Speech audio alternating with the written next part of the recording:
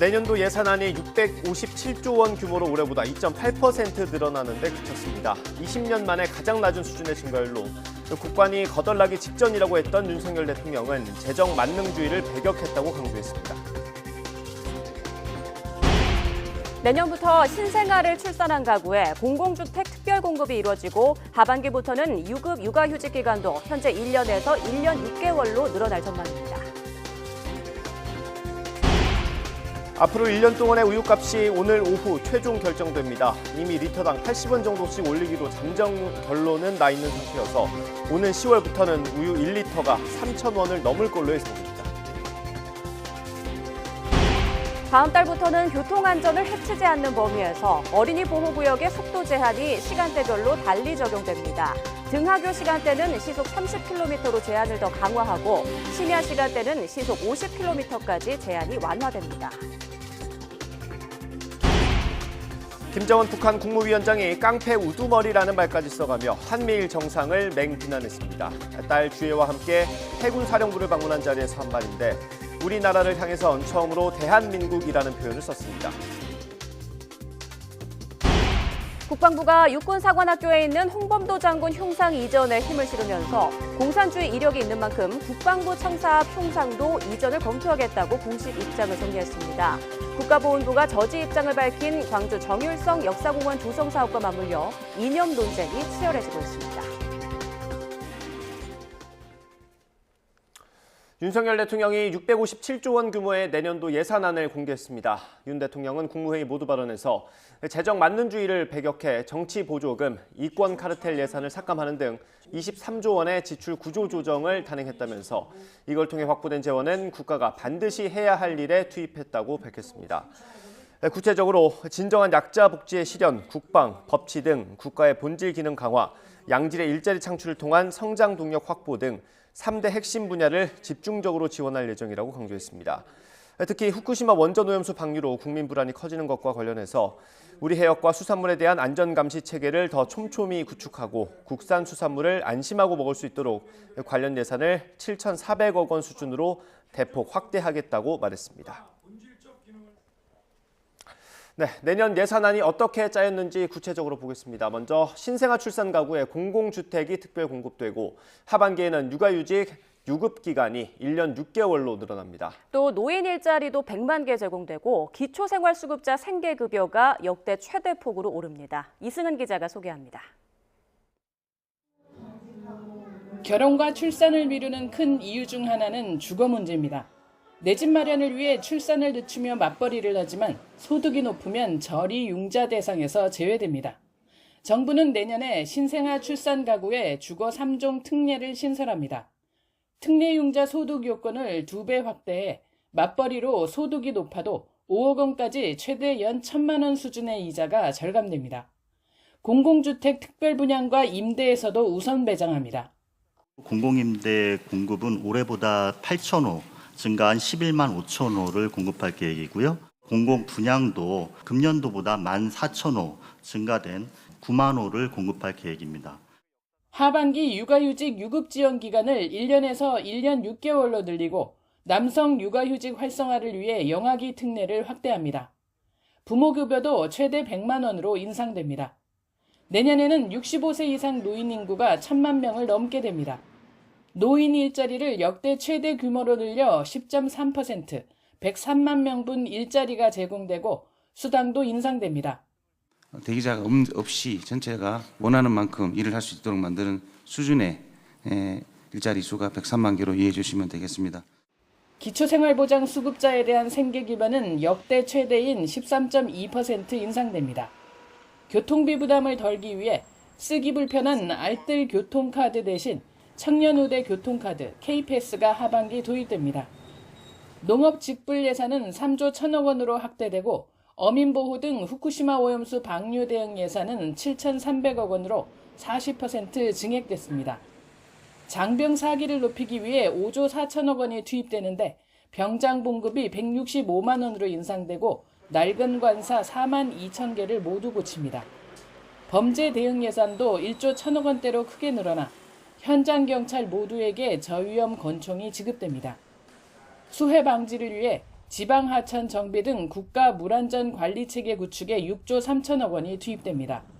내년 공무원 봉급은 직급 구분 없이 최저임금 인상률에 맞춰 2.5% 인상됩니다. YTN 이승은입니다. 공직자 등은 앞으로 명절 선물로 농축수산물을 30만 원까지 주고받을 수 있습니다. 정부는 오늘 국무회의를 열고 이런 내용의 청탁금지법, 이른바 김영란법 시행령 개정안을 의결했습니다. 공직자 등이 직무 관련자와 주고받을 수 있는 농축산물 선물 가격을 기존 10만 원에서 15만 원으로 올리는 것이 이번 개정안의 주요 내용입니다. 특히 설날과 추석 명절은 상한액이 평상시 선물 기준보다 2배 높기 때문에 30만 원까지 가능합니다. 명절 선물 가능 기간은 설 추석 24일 전부터 설 추석 5일 뒤까지며 이번 추석은 다음 달 5일부터 10월 4일까지입니다.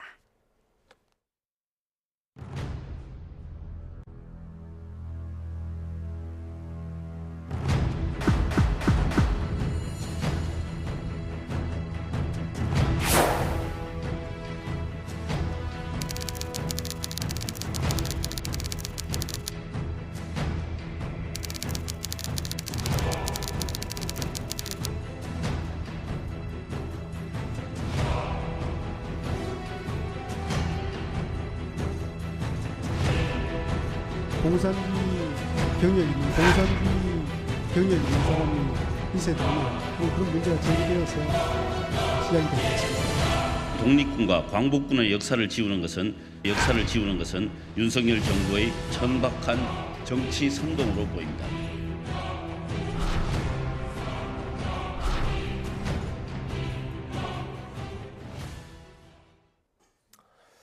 홍범도 장군의 흉상 이전을 두고 연일 논란이 커지고 있습니다. 홍 장군이 많은 독립군이 희생된 자유시 참변과 관련돼 있다는 의혹이 나오면서 역사 논쟁으로까지 번지고 있습니다.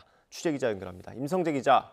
네, 통일외교 안보부입니다. 네, 일단 홍범도 장군의 흉상 이전 논란, 지금까지 과정 좀 정리해 주시죠. 육군사관학교에서 교내 기념물 재정비 사업을 추진하면서 논란이 불거졌습니다. 그 대상에는 지난 2018년 3.1절을 맞아 육사 교내에 설립된 홍범도 장군 등 5명의 흉상이 포함됐는데요. 애초 육사는 생도들이 학습하는 건물 중앙현관 앞에 설치된 독립군, 광복군 영웅 흉상은 위치의 적절성이나 국난 극복의 역사가 특정 시기에 국한되는 문제가 있다고 그 배경을 설명했습니다. 이후 이종섭 국방부 장관이 홍범도 장군의 소련 공산당 입당 경력을 콕 집어 언급하면서 논란이 더 커졌습니다. 직접 들어보겠습니다. 북한을 대상으로 해서 전쟁을 억제하고 전시에 이기기 위해서 필요한 인력을 양성하는 곳인데 공산주의 경력이 있는 사람이 있어야 되느냐. 이후 지난 1998년 국방부 현관 앞에 설치된 홍범도 장군의 흉상으로까지 논란의 불씨가 옮겨갔습니다. 국방부는 공산당 입당 경력 등을 이유로 국방부 현관 앞에 있는 홍 장군의 흉상 이전을 검토하고 있다고 밝혔습니다. 네, 이전을 반대하는 목소리가 만만치 않다고요? 국방부는 흉상 이전이 독립군과 광복군의 역사를 국군의 뿌리에서 배제하는 것은 결코 아니라고 강조하고 있습니다. 또 독립운동의 성지인 독립기념관에 모시는 게 적절하다고 판단해 국가보훈부와 독립기념관에 협조를 요청했다고 설명했습니다. 여기에 육사총 동창회도 입장을 내고 6.25 전쟁을 일으키고 사주한 북한군, 중공군, 소련군 등에 종사하고 있는 이 대한민국의 정통성을 훼손한 사실이 분명히 확인된 인물이 포함돼서는 안 된다고 강조했습니다. 이에 대해 야권과 여권 일부, 독립유공자 후손단체인 광복회에서 반발하고 있습니다. 이종찬 광복회장은 이종섭 국방부 장관에게 공개 서한을 보내 스스로 판단할 능력이 없으면 장관 자리에서 퇴진하는 것이 조국을 위하는 길임을 충고한다고까지 밝혔습니다. 또 민족적 양심을 저버린 이 장관이 어느 나라 국방부 장관인지 묻지 않을 수 없다고 비판했습니다. 네, 연일 논란이 됐고 국방부가 공식적으로 입장을 냈습니다. 이 홍범도 장군의 흉상이 육사에 있는 게 좀 부적절하다 이런 내용이었는데 그 근거는 뭐였습니까? 국방부는 이 계속되는 논란에 홍 장군의 흉상을 육사에 설치하는 것은 적절하지 않다는 공식 입장을 냈습니다. 그 근거로 홍 장군이 자유시 참변과 연관돼 있다는 의혹이 있다고 내세웠습니다. 자유시 참변은 1921년 6월 자유시에서 소련 적군이 일제 쫓겨 모여든 독립군 부대의 무장을 강제로 해제하며 이 전투가 벌어진 사건인데요. 국방부는 홍 장군이 자유시 사태에 대해 보고하기 위해 레닌을 만나러 갔다거나 사태 당시에도 순순히 무장을 해제하는 편에 섰다는 평가가 있다고 주장했습니다.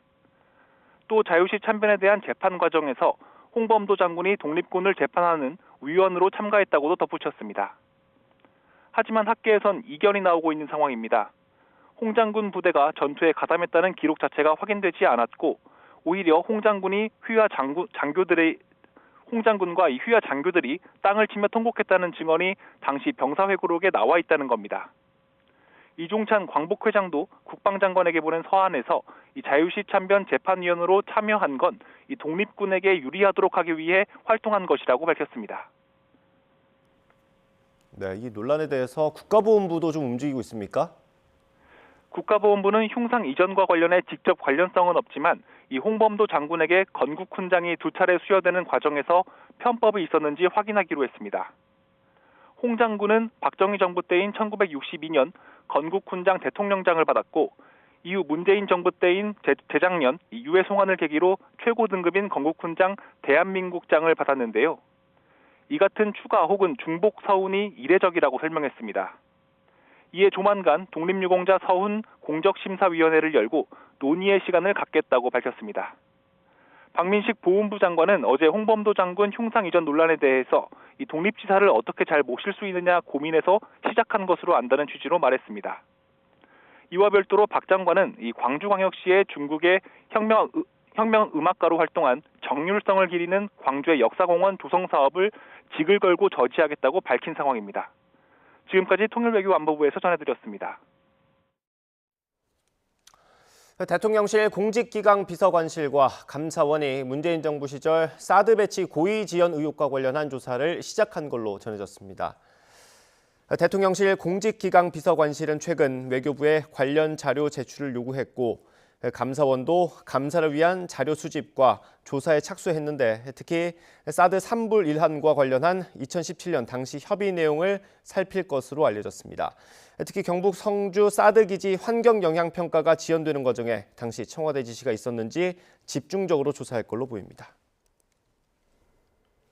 네, 이번 후쿠시마 오염수 관련 소식 보겠습니다. 해양수산부는 천일염 등 주요 수산물의 생산과 유통 실태를 점검하기 위해 지방자치단체 등과 합동점검반을 구성해 내일부터 주 2회 현장 점검을 시작한다고 밝혔습니다. 첫 현장 점검은 전남 신안과 경남 통영 거제 등 3개 지역에서 실시합니다. 합동점검반은 전국적으로 천일염과 미역 다시마, 건어물, 새우젓 등 주요 수산물의 생산과 유통, 출하전 보관량 등을 집중적으로 점검할 계획입니다. 기시다 후미오 일본 총리가 자민당 임원회의에서 후쿠시마 제1원전 오염수 해양 방류와 관련해 일본 수산업자가 손해를 보지 않도록 만전을 기해 대응하겠다고 말했습니다. 기시다 총리는 또 수산물의 소비 확대를 위해 국민적 대처도 진행하겠다고 말했습니다. 앞서 기시다 총리는 어제 오염수 방류를 계기로 중국이 일본산 수산물을 전면 수입 금지한 데 따른 자국 수산사업자 지원책을 이번 주 안에 발표할 것이라고 밝혔습니다. 네, 후쿠시마 오염수 방류에 대한 중국의 거센 반발, 일본인 혐오 현상으로 번지고 있습니다. 일본 정부가 발끈하면서 역공세에 나서자 중국 당국은 국면 전환용 꼼수라며 재차 맞받아쳤는데요. 이 원전 오염수 방류를 둘러싼 중일 간의 악의 다툼, 언제까지 어디까지 갈는지 중국 연결해서 들어보겠습니다. 강정규 특파원. 네, 베이징입니다. 네, 자 먼저 후쿠시마 오염수 방류 이후 중국의 반발부터 좀 정리를 해볼까요? 네, 중국 당국은 원전 오염수 방류 전부터 일본의 행동이 이기적이고 무책임하다 이렇게 성토해왔죠. 지난 24일 방류를 강행하자 일본 수산물 수입 전면 금지라는 초강수로 응수했습니다. 당일 저녁 중국 장시성의 한 공원에선 반일 집회가 벌어졌고요. 일본 단체 관광 취소나 불매운동 조짐도 보입니다. 일식집에서 일본이란 두 글자를 지우거나 아예 자진 철거하고 중식당으로 개조하겠다는 업주도 나타났습니다. 일본 도쿄전력엔 나흘 동안 무려 중국에서 걸려온 항의 전화가 6,000통에 달했다고 하는데요. 방류와 직접 관련 없는 민간 호텔이나 상점에도 무턱대고 전화해 중국어로 욕설을 퍼붓거나 번역 앱까지 돌려 따지기도 했습니다. 직접 들어보시죠.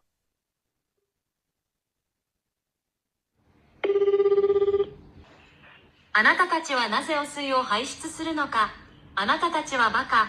なぜ排出するのか。 또 칭다오 일본 영사관 앞에 욕설로 된 낙서가 등장하는가 하면 어린이들이 다니는 일본인 학교에 벽돌과 달걀이 날아들었습니다. 이런 과격한 행동, 일본의 과거 침략 역사에 대한 중국인들의 뿌리 깊은 분노와 최근 강화된 애국주의 교육이 작용한 걸로 보입니다. 중국의 한 20대 여성이 텐진에 있는 일본인 학교 앞에서 촬영한 SNS 영상 함께 보시죠. 踩着我们先辈的累累白骨，在我们的领土上学习、生活、享乐，这难道不是一种莫大的耻辱吗？ 네, 이쯤 되자 일본도 태세를 바꿔서 역공사에 나섰다고요.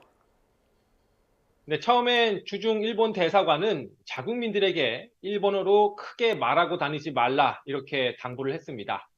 또 일본 열린여당 대표를 중국에 보내 금수저치 철회 등을 설득하려고 했습니다. 그런데 이마저도 중국 당국의 퇴짜를 맞았죠. 반전이 감지된 건 중국에서 무분별한 이른바 전화 공격이 폭주한 뒤부터입니다. 주일 중국 대사를 불러 항의하고 기시다 후미오 일본 총리까지 나서 유감을 표시했습니다. 중국 내 일본인과 일본 공간의 안전 확보를 요구하고 일본 수산물 수입 금지 조치 철회도 촉구했습니다. 후쿠시마 방류수의 안정성에 대해 똑바로 알리라며 일침을 놓기도 했는데요. 일본 정부 대변인 격인 관방장관의 말 직접 들어보시죠. 中国側に対しては、国民に冷静な行動を呼びかけると、適切な対応を行うとともに、処理水について正確な情報を発信することを強く。 네, 그러자 주일 중국 대사는 자국 공관도 일본에서 걸려온 전화 공세에 시달렸다며 맞불을 놨습니다. 중국 관영 환구시보는 오염수 방류로 수세에 몰린 일본이 중국인들의 분노를 과장해 국면 전환을 시도하고 있다고 주장하기도 했습니다. 네, 이처럼 오염수 방류를 둘러싼 중일 간의 갈등, 진영 대결 양상으로 확대되는 모습도 나타나고 있죠. 네, 후쿠시마 오염수 방류가 시작된 24일 그 새벽에 북한이 위성 로켓을 쏘아 올렸죠. 이틀 뒤 유엔 안전보장이사회가 소집됐는데 이 자리가 오염수 공방전으로 바뀌었습니다. 유엔 주재 북한 대사가 갑자기 일본을 비판하고 나섰고 이어 중국 대사도 호응한 건데요. 직접 들어보시죠. It's clearly criminal act of destroying ecological environment of the ocean and threatening existence of the humankind. 人为向海洋排放核事故污染水没有先例，也没有公认的处置标准。 러시아 측은 이 자리에서 별다른 입장을 밝히진 않았지만 안정성 평가를 강화해서 방사능이 기준치를 넘길 경우 일본 수산물 수입 제한에 나서겠다는 입장입니다. 우리나라의 경우 최근 한일 관계 회복 과정에서 오염수 방류에 동조한 상태죠. 미국은 일본의 방류 계획이 과학적이라면서 공식 지지 성명을 내기도 했습니다. 그러자 중국은 미국이 올해 상반기 일본 농림수산물 수입을 5,700만 달러나 줄였다며 이중잣대를 지적하기도 했는데요. 동북아시아 신냉전 구도 속에 해양 환경 문제를 두고도 각국의 입장이 엇갈리고 있습니다. 지금까지 베이징에서 전해드렸습니다.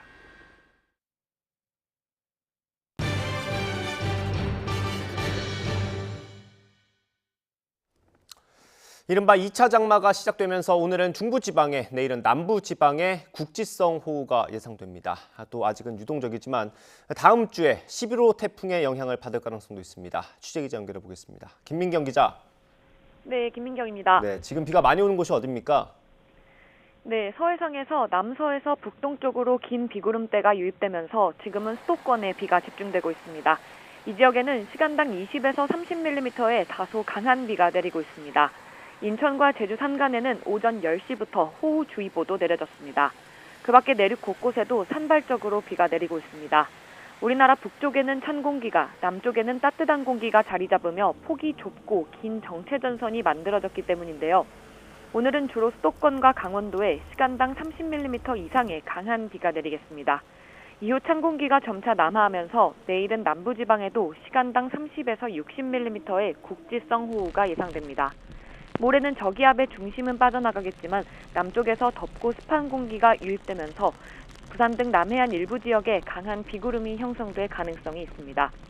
기상청은 모레까지 경남 남해안에 최고 200mm 이상, 영남과 호남, 제주 산간에 많게는 150mm 이상의 큰 비를 예상했습니다.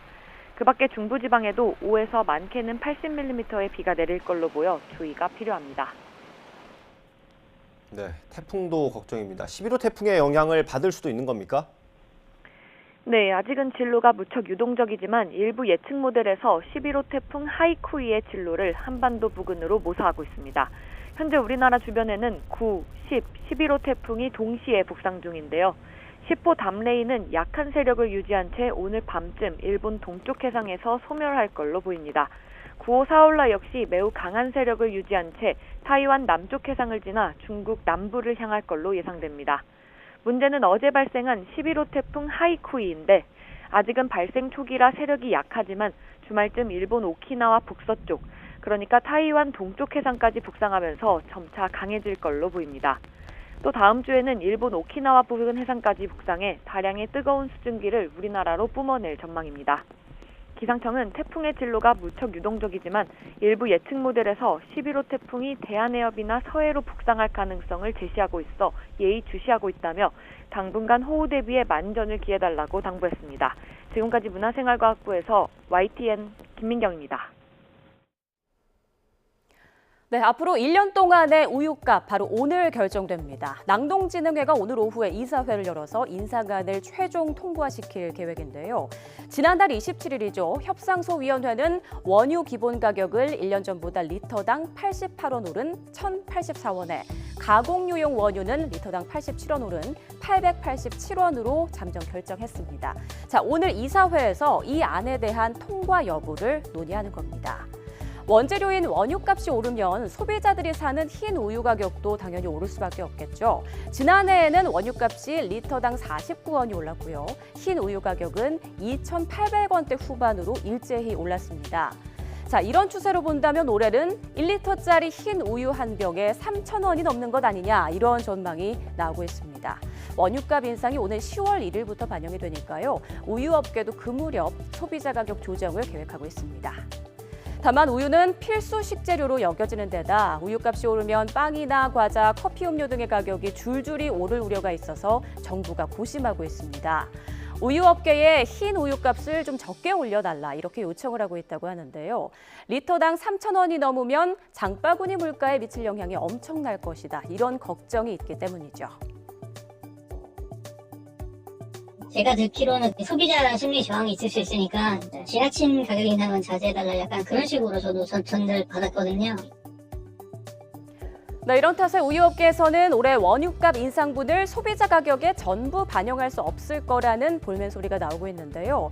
하지만 소비자 입장에서는 가뜩이나 모든 먹거리값이 뛰는 와중에 우유값마저 오른다면 한숨이 나올 수밖에 없는 것이 현실입니다.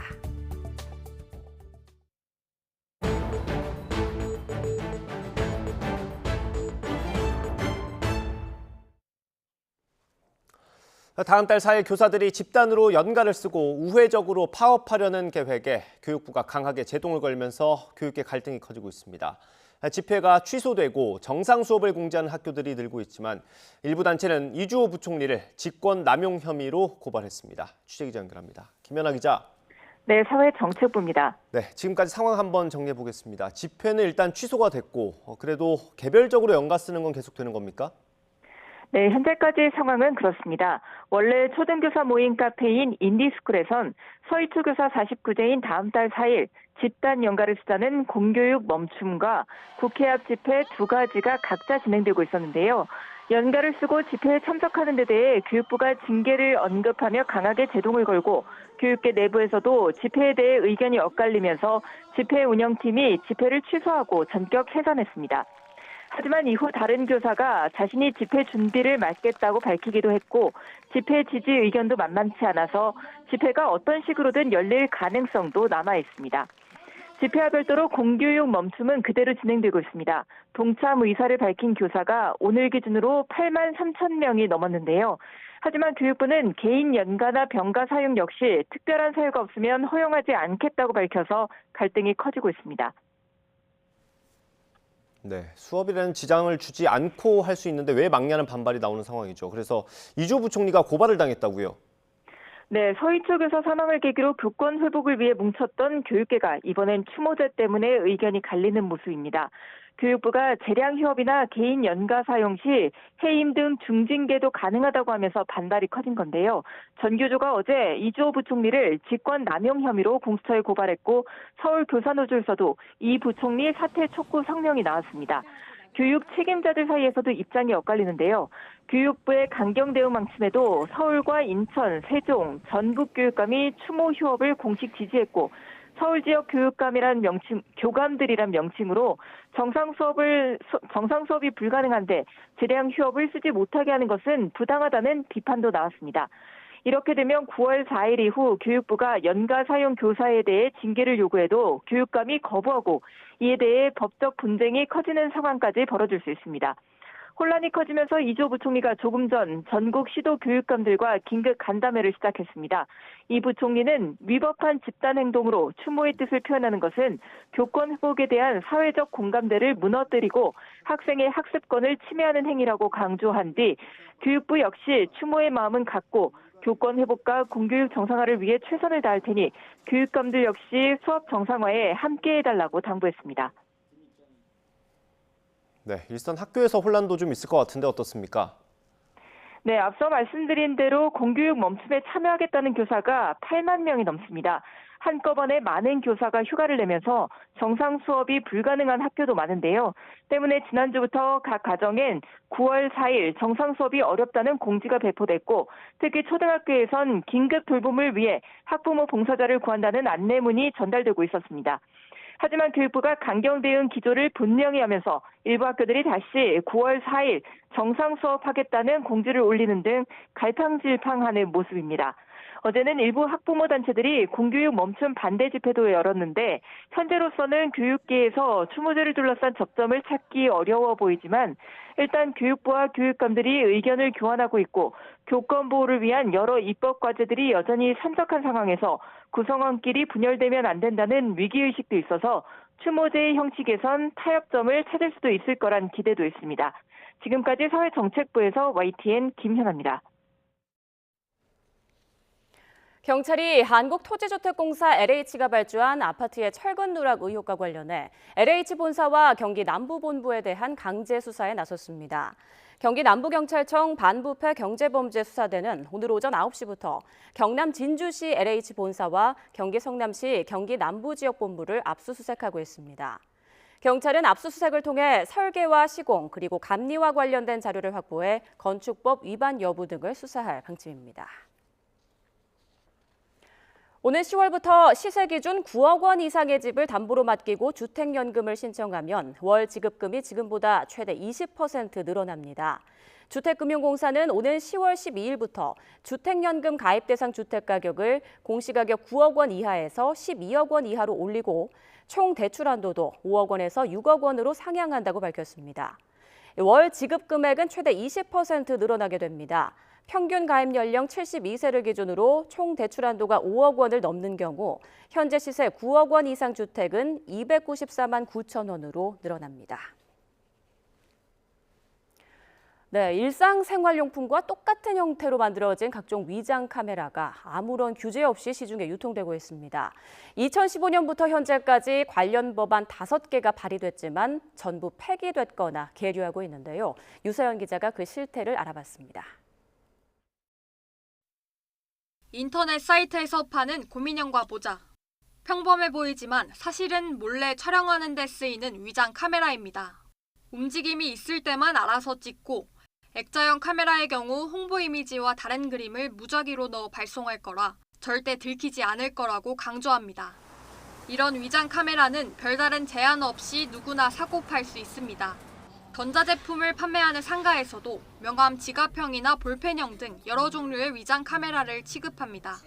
시중들은 보조것들이 들어가도 욕만 뚫어놓으면 뭐 하잖아요. 그 휴지 뽑으면서 자연스럽게 방어할 수 있고 사용하시는 분들이 아이디어를 해서 사용하셔서 알고 방범용으로 팔고 있지만 불법 촬영에 악용될 소지가 다분하다는 우려는 끊이지 않습니다. 시중에 판매되고 있는 셋톱박스형 카메라를 직접 사용해봤습니다. 일반적인 제품 같지만 보시는 것처럼 이렇게 전부 촬영되고 있습니다. 무엇보다 숨겨진 카메라는 전문 장비로는 찾아낼 수 있어도 일반인이 맨눈으로 발견하는 건 사실상 불가능합니다. 우리가 육안으로 식별할 수 없는 변형되어 있는 모습으로 되어 있는 거다 보니까 과연 이거를 구입하고자 하는 사람들의 위도가 과연 좋은 목적으로 쓸 수 있는가. 이런 가운데 불법 촬영 범죄는 2018년부터 지난해까지 해마다 5,000건 이상씩 꾸준히 발생하고 있습니다.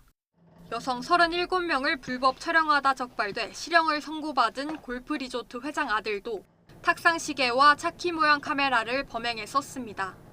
실태들도 이제 파악을 해야 될 거고, 그러니까 등록증도 있고, 구입을 할 때부터 이 물건을 갖다가 사간 사람이 누구다. 이렇게 해가지고 아예 구매 장부를 만들어가지고 추적을 할 수 있도록 그런 몇 가지 방법이 있죠.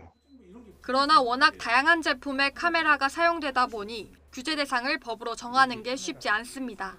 또 초소형 카메라를 모두 규제 대상에 넣으면 신기술 발전을 막을 수 있다는 반론도 있습니다.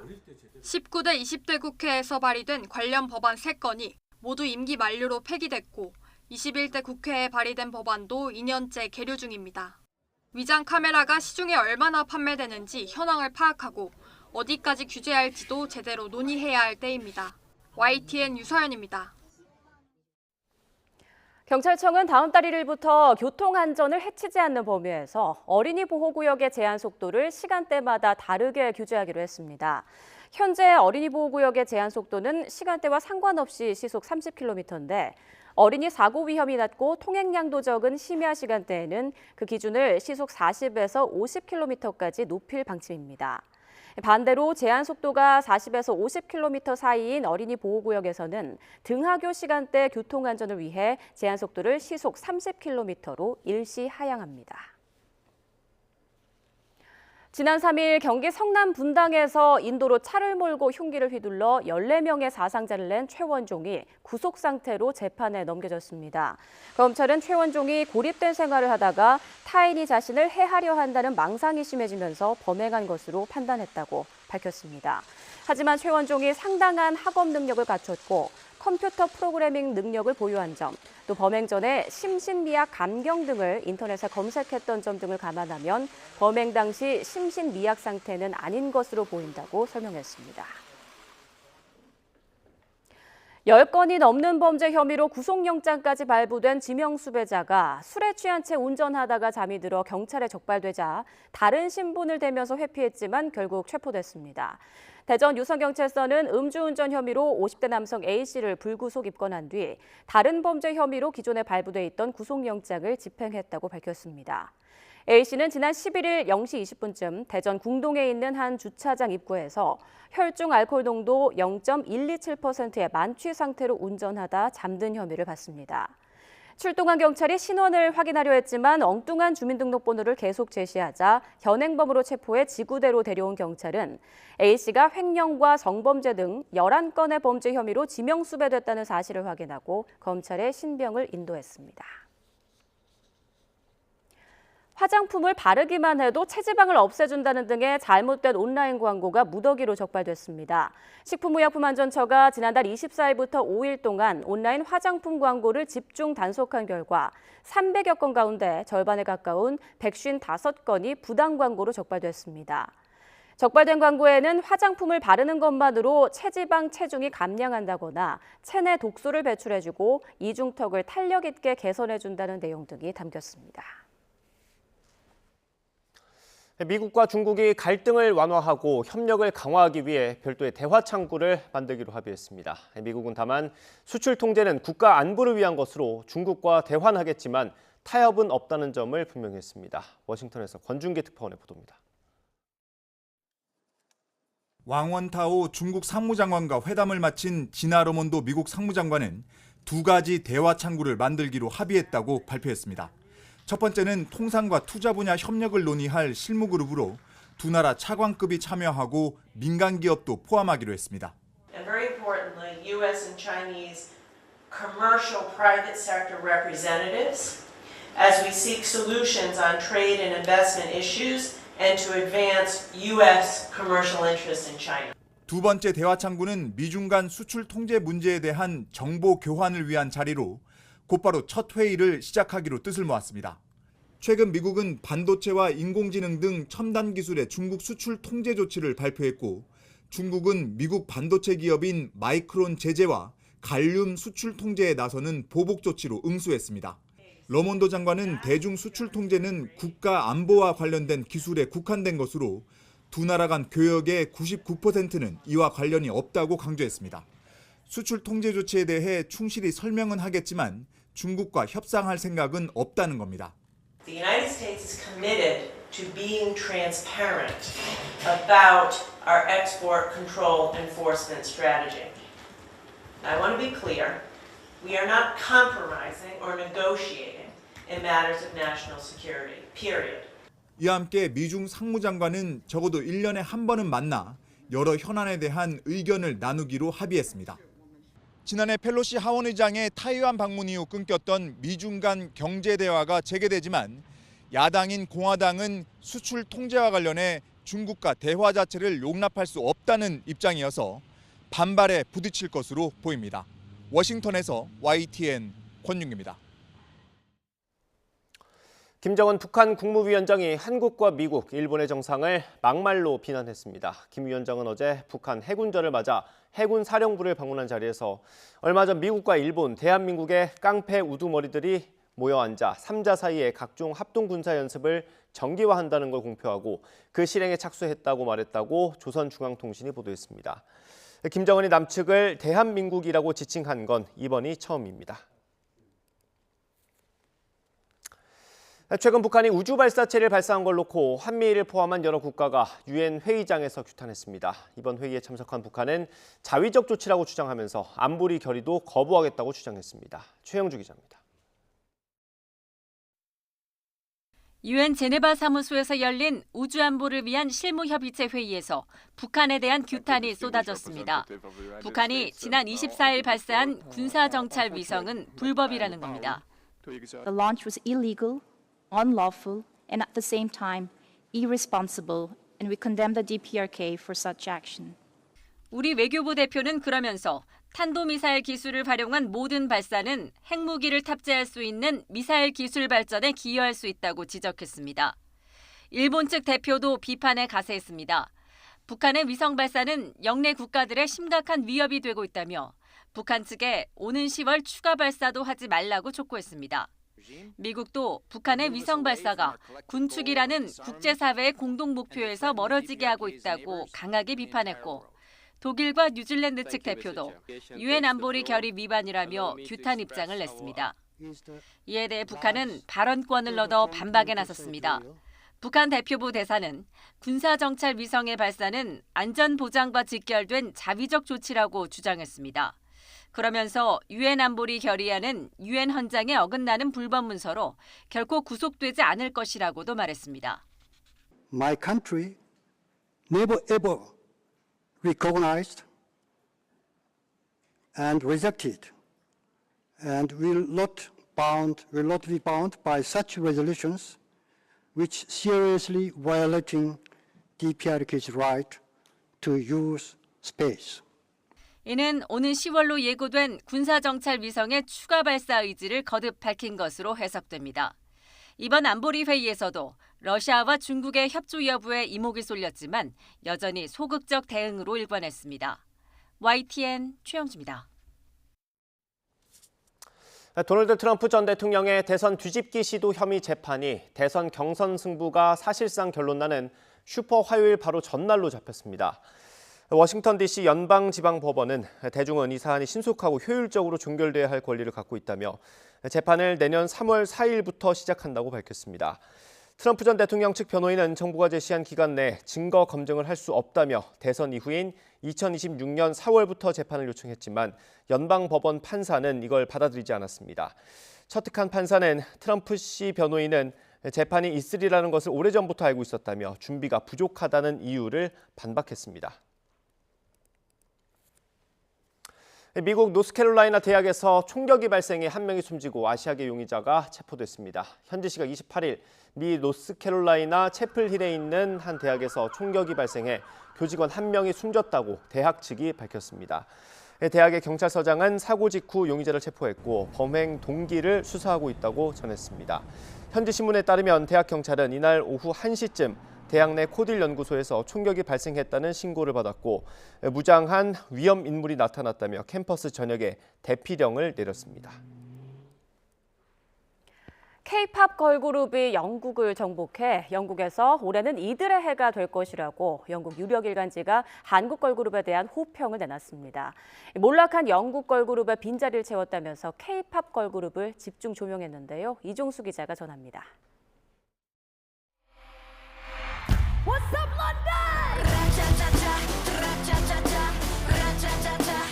블랙핑크가 영국 최고 음악 축제 하이드팝 브리티시 서머 페스티벌에서 화려한 공연을 펼치고 있습니다.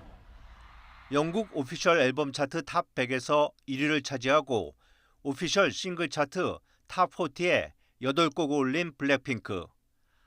한국 가수로는 처음으로 하이드팝 브리티시 서머 페스티벌에서 헤드라이너 간판 출연자로 참여했습니다. 블랙핑크 하이드팝 공연에 맞춰 런던에 마련된 기념품 매장은 팬들로 장사진을 이루기도 했습니다. I'm actually here with my girlfriend, who is a diehard fan of Blackpink. But I've started to listen to Blackpink as well, and I actually really like the music. We're coming from Switzerland. 블랙핑크에 이어 마마무는 이달 초 영국에서 공연을 마쳤고 다음 달엔 트와이스와 에스파, 있지, 여자아이들 4개 팀이 공연을 앞두고 있습니다. 영국의 유력 일간지 가디언은 이를 두고 K-팝 걸그룹이 영국을 정복했다는 제목으로 대서특필했습니다. 가디언은 속물적 영국 음악계가 K-팝 산업엔 만들어진 속성이 있다며 비웃지만 K-팝 인기가 식을 기미가 보이지 않는다는 점을 인정해야 한다고도 했습니다. 가디언은 영국에서 K-팝 걸그룹이 인기를 끄는 이유 중 하나가 몰락한 영국 걸그룹의 빈자리를 K-팝 걸그룹이 채웠기 때문이란 분석을 내놨습니다. 소셜미디어 영상과 에너지 넘치는 안무, 옷차림 등도 인기 요인으로 꼽았습니다. 가디언은 K-팝 걸그룹이 특별함을 가지고 있어 영국이 그들의 성공을 재현하지 못하고 있다며 영국에서 올해는 K-팝 걸그룹의 해가 될 것으로 내다봤습니다. YTN 이종수입니다. 세계선수권에서 역대 최고 성적을 거둔 우리나라 배드민턴 대표팀이 금이 환영했습니다. 우리 대표팀은 덴마크에서 열린 이번 대회에서 안세영이 최초로 여자 단식에서 금메달을 따낸 것을 비롯해 5개 종목 가운데 금메달 3개를 획득했습니다.